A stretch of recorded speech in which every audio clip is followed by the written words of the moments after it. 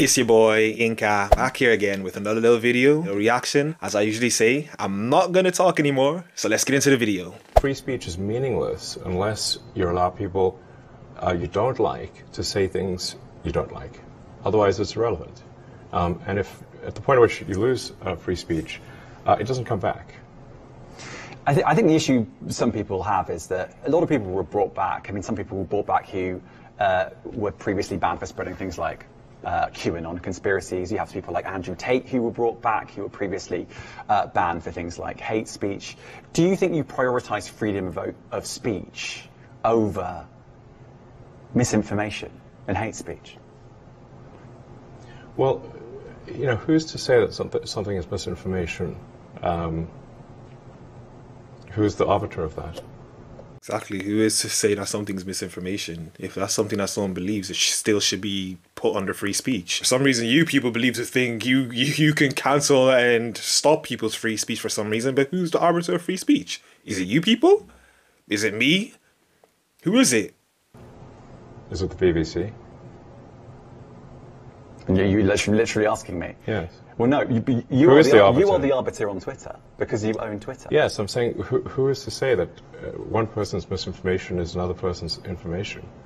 At the point at which you say that there is this is misinformation, like who is going to decide that? You accept that misinformation can be dangerous, that it can cause real-world harms, that it can potentially cause... Yeah, so the point I'm trying to make is that the BBC itself has, at times, published things that are false. Do you agree that that has occurred? I'm quite sure the BBC have said things before that turn out to not be true. Correct. In its, whatever it is, 100-year history, I'm quite sure. Yes. You just got caught out on your own standard. You're saying that people should be cancelled based off of misinformation and hate speech, but yet the people you work for have, in the past, published things that were not correct. So they were also publishing things that were not correct and misinformation as well. So should BBC be cancelled from telling us what the truth is or providing us with news? Because that's your standard. People should be cancelled based off of providing misinformation, right? Even if you aspire to be accurate, there are times when you will not be. We've spoken to people very recently who were involved in moderation, and they just say there's not enough people to police this stuff, particularly around hate speech in the company. Is that what hate speech are you talking about? I mean, you use Twitter. Right. Do you see a rise in hate speech? I mean, just a personal anecdote. Like, what do you? I don't. Personally, for you, I would see I get more of that kind of content. Yeah, personally, but I'm not going to talk to the rest of for the rest of Twitter. So you see more hate speech personally? I would say I would see more hateful content in that. Content you don't like or hateful? What do you mean to describe a hateful thing? Yeah, I mean, you know, just content that will solicit a reaction, something that may include something that is slightly racist or slightly sexist, those kinds of things. So you think if something is slightly sexist, it should be banned? No, is that what you're saying? I'm not saying anything. I'm saying. Well, I'm just curious. That is what you're saying, and you put yourself in a hole. That's exactly what you're saying. He asked you to tell him what things you see that's misinformation, and you named things are slightly sexist, things are slightly racist, and that's the stuff that you see, correct? So based off of your own standards, those things should be banned. And that's what you are saying. So stop trying to make it seem like you're not saying anything, because you really are, and you're digging a hole for yourself. I'm trying to understand what you mean by hateful content. And I'm asking for specific examples.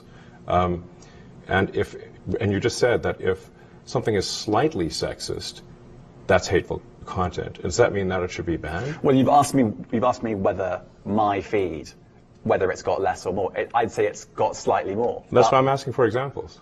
Can you name one example? I honestly don't use. Honestly, I you don't. Can't name a single example. I'll tell you why. Because I don't actually use that for you feed anymore. Because I just don't particularly like it. But you said actually, a lot of people are quite similar. I only look at hang on a second. my You said you've seen more hateful content, but you can't name a single example, not even one.